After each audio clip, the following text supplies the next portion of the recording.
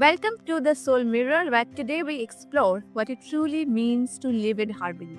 I'm your host, Shreya, and my guest, Robin H Clare, the best selling author and creator of the Harmony Method, invites us to step beyond the chase for success and tune into the frequency of ease, authenticity, and flow.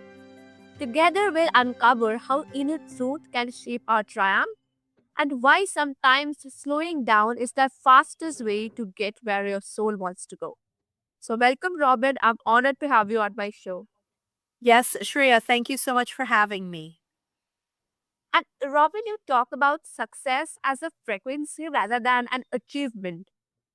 How did you first realize that alignment is not ambition, like alignment and not ambition drives true success?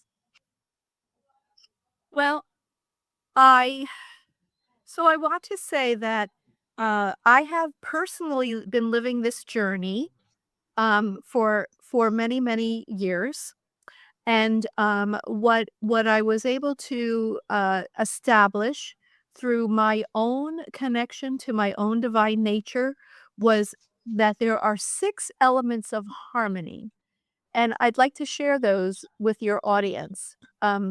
The first is awareness, and awareness is when you are inspired to take action on something that you know is really deeply connected to to your soul's energy, to your soul purpose. And then you say, "Yes, I'm going to do this." And there are many reasons why we don't do it, right? But this is when you truly say, "Yes, I'm gonna do this come, hell or high water," right? I'm going to do this, right? And then the next element is commitment, and that's where you do whatever is necessary to fulfill this. So, for example, I was inspired to write this book, Harmony, and I decided I'm gonna write this book, Harmony, and it's not easy to write a book. As many Mm. of your listeners who have tried, it really takes a very strong commitment on a almost on a daily basis. So commitment is when you will do whatever it takes to get something done. And then mastery is when you begin to embody the teachings that you're trying to share with others or embodying the skill that you wanna bring out into the world, and so for me, it was really understanding these teachings so that I could write them in a way that would be easy for people to understand. And then the next one is service, and that's when you begin to just you begin to, in your casual conversations with me, share these premises to see how they resonate with folks or bring it into the world, maybe even, actually producing a book in this particular case. And then leadership is when you are the teachings, right? You become the teachings. You're walking the walk, as we used to say in corporate America. You are the teachings and you're living the teachings. And then the last one is freedom. And that's when everything that you've just done, all that you've committed to on your internal world matches your purpose. And so here I am out in the world talking about this book, right? I produced it, I went through the elements, and now my purpose is to share this information. So now my purpose, my external purpose is aligned with my internal knowing and my internal direction. And what that does is that when you have those two aligned, creates a state of harmony for your life. And that's the frequency of your life becomes one when your inner world is aligned with your external purpose. It creates that wonderful place of knowing that you're doing what you were meant to do. And from there, from that state of harmony, you can begin to access your soul's energy, your divine nature, and bring that into your day-to-day living, because you're so clear about who you are and you're so clear about what you're here to do. That's so beautiful. And thank you for sharing this with us. And yes, so when people are caught in constant striving, what is the first step to shifting their vibration toward harmony? I think the first stage, if we're talking about the harmony method, is to really sit quietly and move into a state of awareness. Because usually when there's such conflict, it's potentially that they're in a situation, whether it's in their personal life or work or how they're living their life, that's in conflict with their own inner world, their own soul's energy. And so if they can sit down and come into awareness of what it is that they're actually doing, sometimes we're not aware of that, right? Sometimes we are just behaving in a way because really pain is inevitable, right, in our lives. In Because it just is, because we are mind, body, spirit, and emotion, and pain is going to show up, in our lives, but suffering is an option, and so people have to decide not to suffer. And that's easier said than done. And the way that you get out of that is something that we learn on the spiritual path called surrender. It's in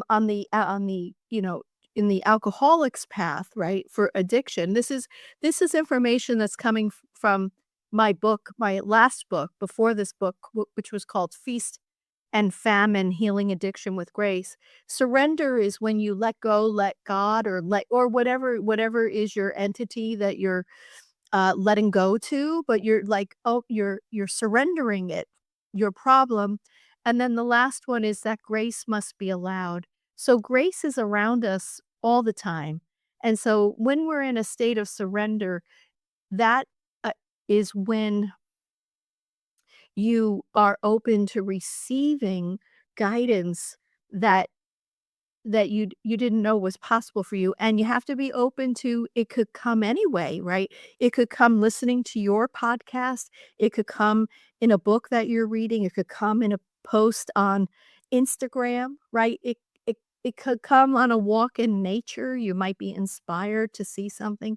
So grace is all around us. In order to really, understand what you're struggling with, there's four steps that I think are really important.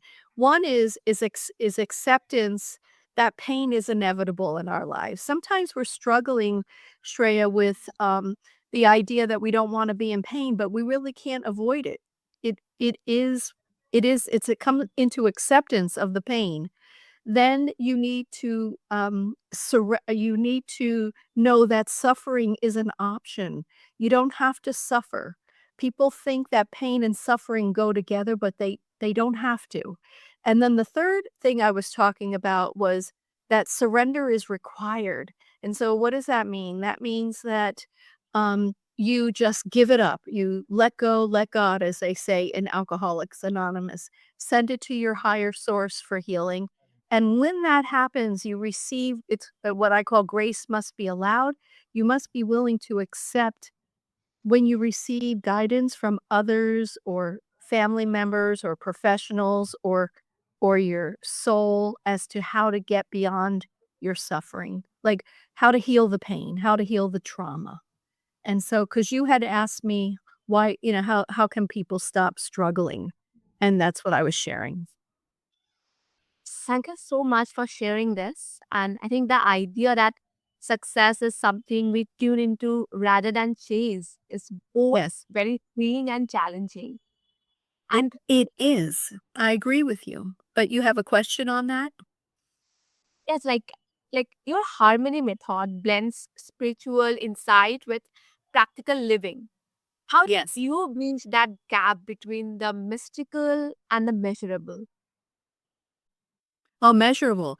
Yeah. Well, I think that the first thing that we really need to understand is that we are a soul being having a human being experience, right? And so we all have access to that soul inspiration. And it's a matter of quieting ourselves so that we can hear it, and especially, I studied at the Oneness University in India, in Chennai, And we really learned to go into look at our own inner child to see where where is our trauma from our childhood, our teen lives, and our adult lives. And so when if we continue to evolve and look at all of those things so that they're not in the forefront of our lives, we can begin to look at, so okay, so I didn't come here to struggle. I came here to thrive. And so how can I thrive? So it's a matter of almost doing both simultaneously, healing your trauma and, being living what I call an examine life and understanding what is going on in your life, but at the same time creating this, what is on my harmony path? What is my soul? What is my soul looking for me to accomplish in this lifetime?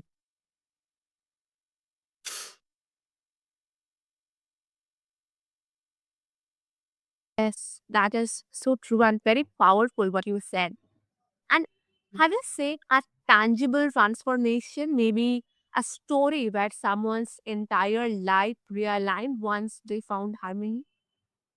Yes. So right now, because this is so brand new, Shreya, I want you to know you're like the second podcast I've been on about this. That the only person that I know who has transformed through the harmony method is myself.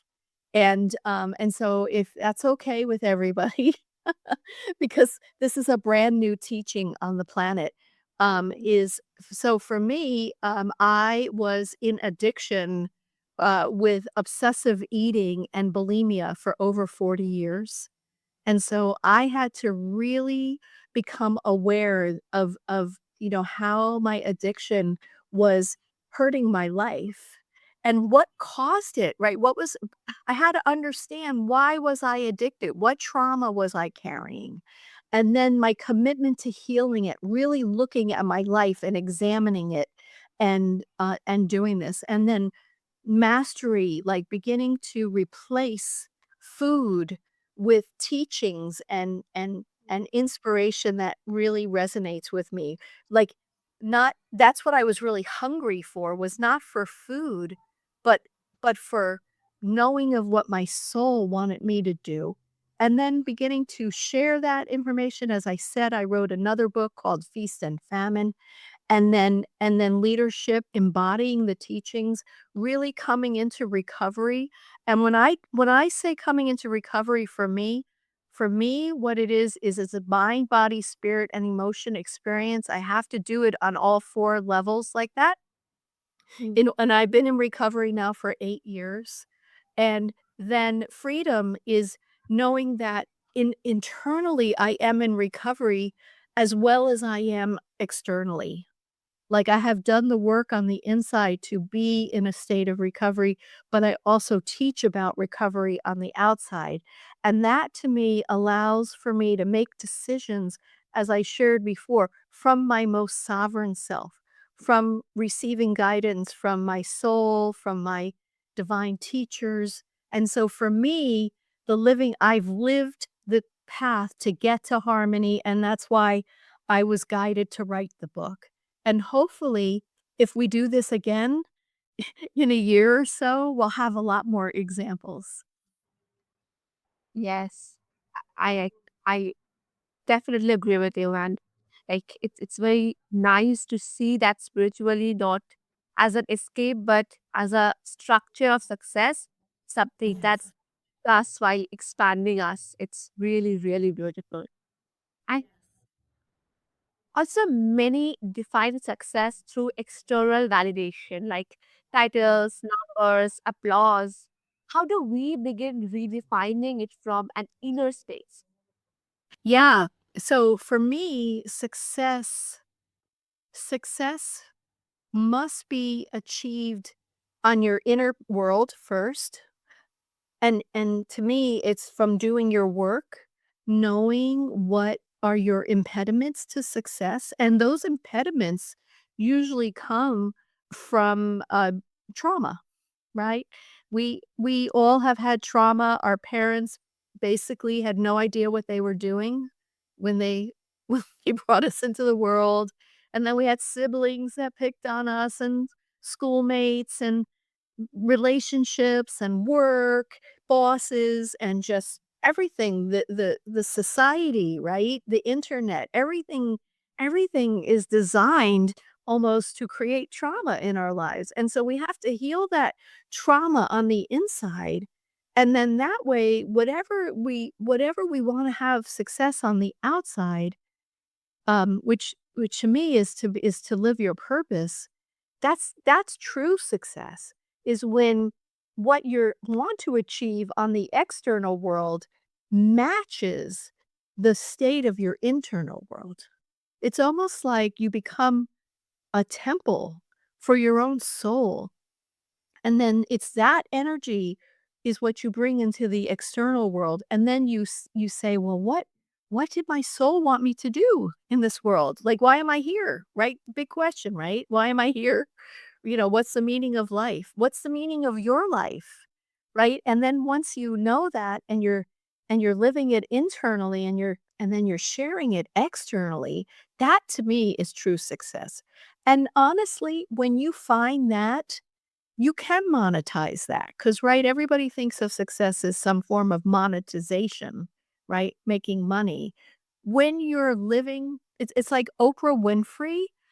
I remember one time she said, do what you love and the money will follow. And I truly believe that's true because when you're doing something that you love, you're excited and happy about it. And so sometimes it's hard to do things that you love. There's not the opportunities, but maybe it's the energy that you bring to it, right? That you know that you're helping people so that you bring the energy of service to that. That balance feels like the modern paradox, like we want to achieve deeply yet live gently. Yes. Also, you have worked with people in recovery and transformation. How does healing emotional pain tie into creating harmony in daily life? Oh, how does healing emotional pain tie into harmony? Yeah. Well, because harmony, because you want to have an inner state that reflects your external world, right? So that's clearly what harmony is, right? And we're hoping that our external world is one that's positive, right? So the goal is to have a positive internal world that is reflected in your external world, right? And so I do believe it starts from healing emotional trauma, healing emotional wounds. And what was the question itself? Can you repeat that, Shreya? Yes, sure. Like you have worked with people who are in recovery and in transformation. So, how does healing emotional pain tie into creating harmony in daily life?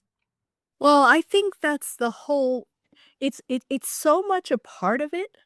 It's almost all of it, right? Like it's that everything starts with surrendering your suffering, like I said before, and allowing the grace of healing. And that grace of healing um is is what will set your internal vibration to be one where you can continue to grow on the harmony path and create the frequency of vibration. Because then it starts with the awareness of what am I suffering over, right? What am I suffering over? And then the commitment. How am I going to heal this? What am I going to do? What am I going to commit to? Because commitment, I think, is the hardest one, right? It's hard to commit to your own healing. And then there's mastery, right? How do I take what Shreya is teaching me, what Robin is teaching me, what what my other teachers, what my therapist is teaching me, and how do I really embody those teachers so that I'm filled with the teachings of healing versus the pain of my suffering. And then you begin to embody that in mastery. And then in service, you'll know when you're healthy emotionally because people will tell you, right? Your friends will say, "Wow, you're so different now." Right? Mhm. That's the service, and you're gonna wanna share with them what you've learned, right? So that's service. Leadership is, I guess, more when they say, "You've really changed," right? Because 'Cause you're choosing to lead in a healthy life versus a painful life. And then the freedom is when your commitment and all of that, all the 6 elements, awareness, commitment, mastery, service, leadership, is how you are on your inner world, that it allows you to be that in the external world. And so then you want to align your relationships and your work and your service, all of that with how this new way that you're feeling, right, on the inside because you've made the commitment to heal your pain. And that creates the harmony. It's really humbling to remember that success can't bypass the souls, it has to include it.